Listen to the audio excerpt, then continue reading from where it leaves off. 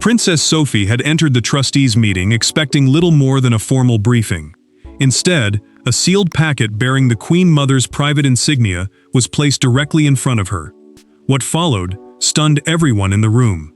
Sophie was told that a deeply personal distinction, one never listed among public royal honors, had been left specifically to her, and the reason behind that decision would prove even more powerful than the honor itself. Before we go deeper into what this really means for the royal family, make sure to subscribe so you don't miss a single update.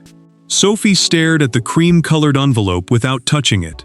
Edward sat beside her, watching the trustees with the same growing unease, because neither had been told that this meeting involved anything more than routine family administration. The custodial trustees were the people charged with safeguarding selected private instructions, keepsakes, and sealed correspondence left by the Queen Mother, preserving personal wishes that had never belonged to the machinery of state. Yet the moment one trustee pushed that envelope toward Sophie, the atmosphere changed. This was no ordinary review of old possessions. This was something waiting specifically for her. The senior trustee opened the documented account and spoke plainly. Sophie had inherited the Glamis Rose, a private family honor created by the Queen Mother to recognize the royal woman she believed best represented service without ambition, loyalty without spectacle, and dignity without demanding recognition. The distinction was not a state honor, meaning it carried no constitutional authority or official royal rank. Instead, it consisted of a small rose brooch and a handwritten testament explaining why its recipient had been chosen. Sophie looked immediately toward Edward. "There must be some mistake," she said quietly. She asked whether another woman in the family had been intended to receive it. Edward did not answer at once. He knew his grandmother had placed enormous value on character, restraint, and private loyalty, and the silence on his face told Sophie that he understood the seriousness of what had just happened. She had spent years avoiding competition with more prominent royal women, never trying to turn duty into status. Now that very instinct had placed her at the center of a symbolic judgment she had never wanted. Then the trustees delivered the detail that made retreat impossible. The Queen Mother had deliberately kept the Glamis Rose outside the palace honors system. No monarch could award it, cancel it, or redirect it. She had personally written the line of succession for the distinction, ensuring her private choice could not be altered by a later reign. Sophie finally opened the accompanying letter. She read only a few lines before stopping. Her expression changed. The Queen Mother had begun watching her character far earlier than Sophie had ever imagined. Edward lowered his eyes, because he already knew where the story was heading. The trustees explained that the decision had not begun with Sophie's recent royal work at all. It began decades earlier, with one private encounter the Queen Mother never forgot. Sophie thought the greatest shock was learning that the honor belonged to her. But the deeper revelation was still waiting. Why the Queen Mother had chosen her at all. The strange power of the trustees' announcement was not simply that Sophie had inherited something precious, but that she had never built her royal life around being chosen. Others carried destinies shaped by crowns, succession, history, and expectation. Sophie had built hers differently, through patience, endurance, and work that often passed without ceremony. That was exactly why the Queen Mother's judgment suddenly carried such enormous emotional weight. Sophie knew her place inside the family had never depended on standing closest to the throne. As Edward's wife, she had grown into royal duty slowly through consistency, diplomacy, and deeply personal relationships rather than constitutional power. A working royal is simply a family member who carries out official duties on behalf of the monarchy, and her influence had come from doing that work without demanding attention. The Glamis Rose carried a different kind of meaning. It was not a peerage, an official title of nobility, nor a state decoration granted through the crown. It was a private family distinction, representing trusted feminine stewardship and quiet service. Sophie turned to Edward once the trustees stepped back from the table. She admitted that accepting the honor made her uncomfortable, because people could use it to rank royal women against one another. The Queen Mother's affection, she feared, might be dragged into a modern palace contest, It had never been meant to create. Edward listened, then reminded her that refusing the distinction would not erase what his grandmother had written. The choice had been made before many of today's tensions existed, and pretending otherwise would only deny the intention behind it. Sophie said nothing. Her hands stayed folded around the unopened portion of the letter. Then, the trustees added another detail. Their documented account showed that several women had been considered informally over the years, but the Queen Mother's final written direction named only one eventual successor. Sophie felt the weight of that sentence instantly. She had not been chosen because anyone expected her to become the most powerful woman in the monarchy. She had been chosen because the Queen Mother believed she could carry significance without turning significance into power. Sophie closed the brooch case without removing the glamis rose. She slid it gently back toward the trustees and whispered that she needed to understand the reason before she could wear it. Edward looked at her, then told her there had been one encounter between his grandmother and his future wife that the family never forgot. That conversation had seemed ordinary at the time. It was not.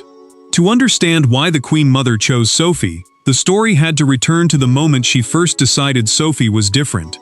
Long before trustees opened a sealed envelope, before Sophie became one of the monarchy's most dependable working figures, there had been a conversation almost nobody considered historic. No cameras recorded it. No announcement followed it. Yet inside the Queen Mother's private papers, that encounter became the turning point. Years later, the trustees would identify it as the moment the elderly royal made a judgment about Sophie that she never publicly explained. Sophie was still learning how different royal life looked from the inside when that meeting took place.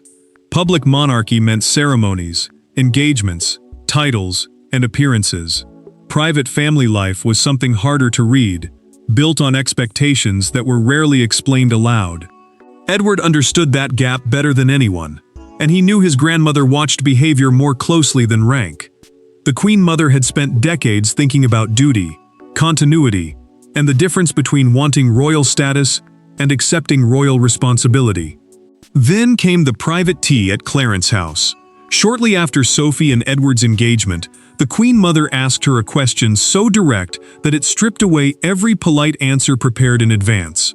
What, she wanted to know, did Sophie hope to gain from marrying into the royal family? Clarence House was a royal residence used by senior members of the family, but in that room the question carried no ceremonial protection. Sophie paused before answering. She said she hoped she would not have to gain anything at all. If the marriage worked, she would rather become useful than important. Edward learned about the exchange afterward, and the words stayed with him because his grandmother repeated them with unusual precision. Sophie had not tried to impress her. She had not spoken about position, influence, or visibility. The Queen Mother had heard something simpler and far more valuable to her: restraint. According to the documented account later preserved with the glamis rose, she asked for a sheet of personal stationery after Sophie left and wrote just 4 words beneath the date: "She understands the difference." Sophie pressed one finger against that sentence when she reached it in the trustees' room. Her eyes filled before she could continue, and Edward watched quietly because he now understood how long his grandmother's judgment had been forming. The trustees then revealed that the decision had not remained frozen in that first impression. During later family difficulties, the Queen Mother revisited her private instructions, observed Sophie's conduct again, and strengthened the wording rather than withdrawing it. That was when admiration became something more dangerous. Sophie had not merely been remembered. She had been confirmed. And once the reason for that choice entered the present-day family, one painful question became impossible to avoid. If Sophie had been chosen for what she represented, what did that quietly suggest about everyone who had not been chosen? The honor had begun as an act of private affection, but the moment its meaning entered the present, affection collided with hierarchy. The palace could absorb titles, ceremonies, and formal appointments because each came with rules. The glamis rose came with something far more dangerous: interpretation. If the Queen Mother believed Sophie represented a quality worth preserving, other members of the family inevitably wondered what judgment had been made about them. Sophie wanted no competition. Yet during one painfully direct conversation, she discovered that silence could no longer protect her from one. Sophie asked immediately that the trustees' disclosure remain private until everyone understood what the inheritance actually meant. A royal distinction could easily be mistaken for a formal elevation, but this one carried no new rank, authority, or constitutional role. Edward supported her without hesitation, arguing that the Queen Mother's decision belonged to an earlier family moment and should remain personal recognition, not institutional ranking. He knew exactly what worried his wife. Sophie had spent years avoiding rivalry. Now the very quality that had earned the honor threatened to place her inside one. Camilla requested a private conversation before any public acknowledgement could be prepared. She entered calmly, but the restraint in her voice made the tension sharper rather than softer. The Queen Consort asked Sophie whether she understood how the inheritance would be interpreted once people learned that a former queen had singled out another royal woman for a deeply personal honor. Sophie met the question directly. She said she had never asked for the glamis rose, had never known it existed, and would not allow a dead woman's affection to become a weapon against a living one. Camilla listened without interrupting. Then Camilla asked the question Sophie had hoped nobody would ask so quickly. Did she intend to wear it? Sophie hesitated. That pause carried more weight than an argument. Wearing the rose would not change her position inside the monarchy, but it would make a private judgment publicly visible. Camilla understood that immediately, and so did Sophie. The Queen Consort rose first, pushed her chair back, and quietly said she hoped the honor brought comfort. Sophie remained seated after the door closed, staring at the unopened brooch case between her hands. Edward found her there later and brought a documented note from the trustees. They had anticipated precisely this kind of pressure. The Queen Mother had inserted a protective instruction stating that the recipient must never be compelled either to display the distinction or conceal it. Edward read the wording twice. Sophie looked up slowly. That single clause changed everything. The palace could advise. Family members could worry. Public opinion could speculate. But nobody could order Sophie to wear the rose, and nobody could force her to hide it. The confrontation had exposed the emotional danger. The trustees' next explanation would expose something even more consequential. Who actually held the authority to decide the honor's future? Inside royal life, almost every symbol appears to lead eventually back to the sovereign. This one did not. When questions reached the trustees about whether the glamis rose could be delayed, reinterpreted, or quietly returned to storage, the answer unsettled the palace. The Queen Mother had anticipated interference. She had designed the honor so carefully that even senior royal authority could not transform her personal decision into somebody else's. Charles received the trustees' written summary alone and read it twice before moving. The Crown's honors system is the formal structure through which official decorations, appointments, and distinctions are granted in the monarch's name, but the glamis rose sat completely outside that structure. It had come from the Queen Mother's private property and personal written arrangements. That distinction mattered because the trustees had only one duty: authenticate her instructions, transfer the brooch and testament, and protect the intention she had left behind. The king understood immediately that intervention would not look like guidance. It would look like the monarchy overruling a dead woman's personal wishes. Sophie returned to the trustees with a harder question. Could she simply decline it? The trusted confidant was not asking out of defiance. She was searching for a way to remove the pressure from everyone around her. The senior trustee answered through the documented custodial record. She could choose never to wear the rose, never to speak about it publicly, and even keep it permanently private. But she could not erase the Queen Mother's judgment by refusing the object. The written designation named Sophie as the inheritor, and that decision had already taken effect. Then came the clause that ended any remaining uncertainty. Personal custodianship meant ownership and responsibility passed according to the deceased owner's private instructions rather than royal rank. Sophie's position in the line of succession did not matter. Edward's place within the family did not matter. Even a change of reign could not alter the transfer. The Queen Mother had separated affection from hierarchy with extraordinary precision. Charles folded the summary once, placed it back inside its folder, and told an aide there would be no attempt to interfere. The monarch knew that forcing the issue would turn a sentimental inheritance into an institutional fight, and he refused to let that happen. The trustees then revealed one final protection. Sophie had been instructed to receive the explanatory letter only after the transfer became irreversible. The Queen Mother had anticipated that modesty, guilt, or palace pressure might persuade her to step aside if given the chance too early. Sophie finally understood. There was no graceful escape left because the choice had never been hers to make. Nothing had officially changed in her royal rank, yet almost immediately, everything around her began to feel different. There was no dramatic decree. Sophie gained no new constitutional role, no precedence, no additional authority. Yet symbolism has its own gravity inside a monarchy. Within days, conversations changed. Invitations were scrutinized. Every appearance involving Sophie suddenly seemed capable of carrying a message nobody had intended. And for the woman at the center of it, the most painful consequence was realizing that an honor meant to recognize humility was making ordinary relationships harder. Sophie noticed the difference first in small gestures. Palace advisors had already separated the glamis rose completely from her official duties, and precedence, the formal order determining where members of the royal family stand at ceremonies, remained untouched. Her title did not change. Her engagements did not change. Her constitutional position did not change. Edward repeated that distinction whenever questions surfaced, insisting that the inheritance belonged to family history rather than palace machinery. Even so, staff understood the problem immediately. Once the public learned what the Queen Mother had written, every future appearance could be interpreted as a message. Then, a longtime member of staff approached Sophie with a level of formality she had never used before. The trusted confidant stiffened almost instantly. She thanked her, then quietly asked her not to behave differently because of the rose.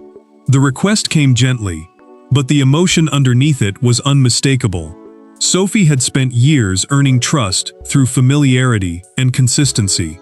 Now one private honor threatened to place distance between her and people who had known her long before the trustees opened that envelope. Edward found Sophie alone later that evening. She admitted something she had avoided saying aloud.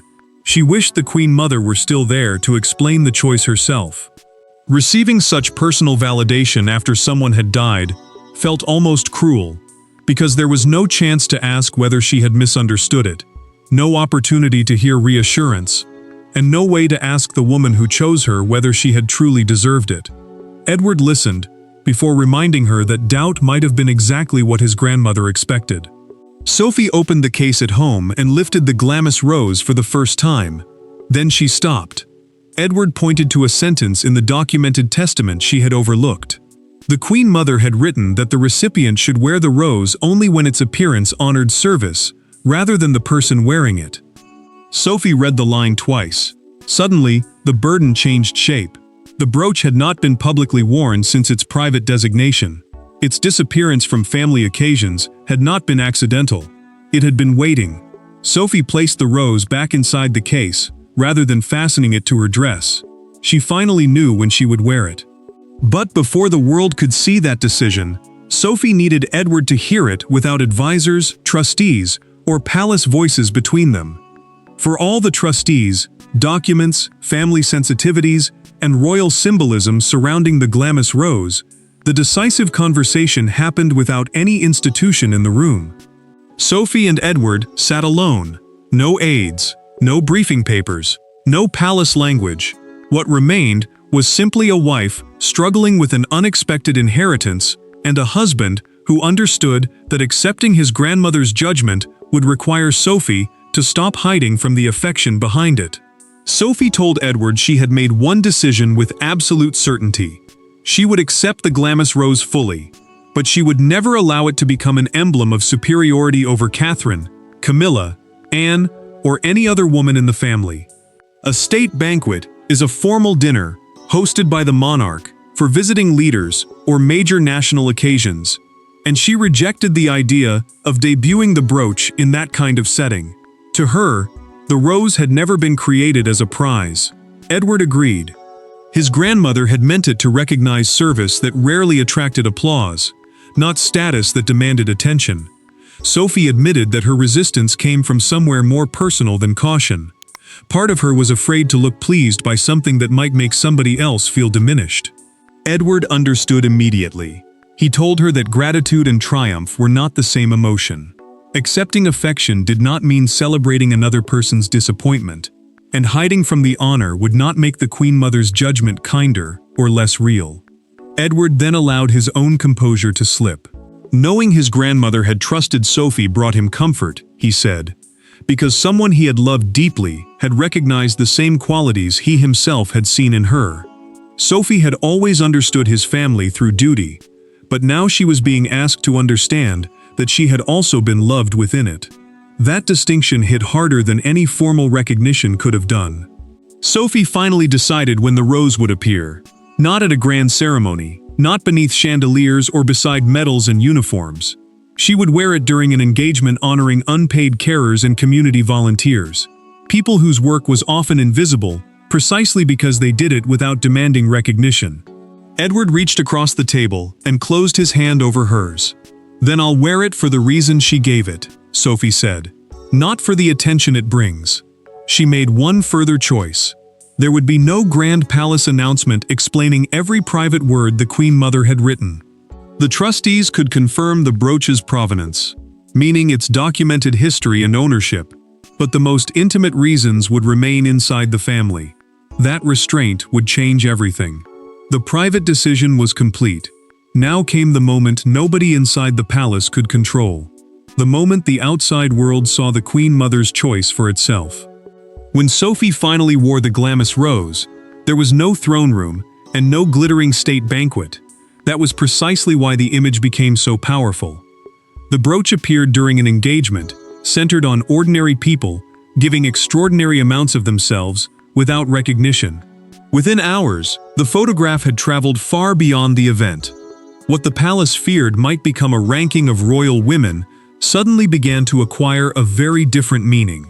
Sophie arrived at a reception at St. James's Palace, honoring long-serving carers, hospice volunteers, and community workers.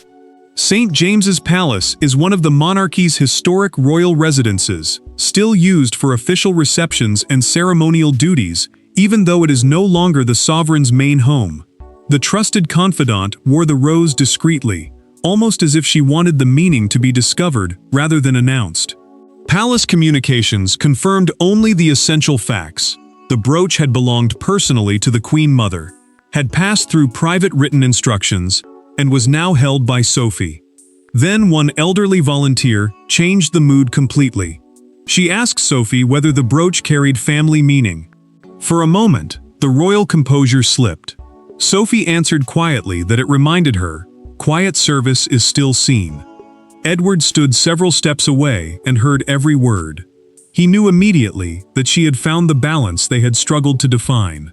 The rose was present, but it was not being used as a trophy. Sophie was carrying the honor without allowing the honor to carry her. The reaction exploded the next morning.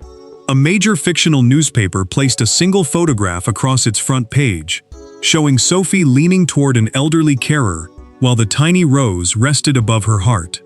The headline was simple and devastating: the honor she never asked for. Instead of presenting her as newly elevated above other royal women, the story focused on why the Queen Mother had valued service that happened without applause. Then television coverage shifted the narrative even further. One broadcaster described the inheritance as the rediscovery of a private royal tradition that rewarded invisible duty rather than public power. That framing mattered. The rivalry story the palace had feared began to cool because the meaning of the rose had been separated from rank. Sophie felt that change before the day was over. Outside St. James's Palace, a small crowd applauded as she left. She briefly touched the brooch, looked toward Edward, and smiled instead of lowering her eyes. Edward smiled back. For the first time, she was no longer carrying the inheritance like a burden. She understood what it meant. The public had delivered its reaction, but the final verdict still belonged to Sophie herself. and to the family now forced to understand why the Queen Mother had chosen her. In the end, the Glamis Rose did not make Sophie more royal. That was the entire point. It did not move her closer to the throne, grant authority, or diminish another woman. Instead, the Queen Mother's private choice exposed a quieter definition of monarchy, one measured not by precedence, but by character. Once Sophie understood that distinction, the shock that had left her speechless gave way to something steadier: acceptance without triumph, gratitude without ambition. Sophie watched the trustees complete the final transfer and understood that the moment was no longer symbolic alone. The rose and its accompanying testament now became her personal custodial responsibility, meaning she was formally responsible for preserving both the object and the private wishes attached to it. The palace kept that inheritance completely separate from constitutional rank. No title changed. No precedence shifted. No official duty was added. That separation mattered because it protected the honor from becoming something the Queen Mother had never intended it to be. Sophie sat beside Edward and opened the letter one last time. Before, emotion had stopped her halfway through. This time, she kept reading until the end. The final lines explained that the Glamis Rose should belong to someone who would first feel burdened by receiving it, before ever feeling elevated by it. Sophie paused, then laughed softly through tears. Edward understood why. Even her discomfort had been anticipated. The very instinct that had made her question whether she deserved the honor was part of the reason she had received it. Charles later acknowledged the meaning privately, during a recorded family conversation, but he refused to turn that meaning into policy. The king understood that the strength of the Queen Mother's decision came from its personal nature. By not interfering, he allowed her judgment to remain exactly what it had always been: affection expressed through trust, not authority disguised as sentiment. Sophie accepted that distinction too. Sophie made her final decision with calm certainty. She would not hide the rose permanently away, but neither would she turn it into a constant badge of status. She would wear it selectively, when the occasion reflected the values attached to it: loyalty, endurance, kindness, and service without applause. Edward listened as she closed the Queen Mother's letter and placed it beside the brooch. She told him she finally understood why the honor had needed to remain private for so long.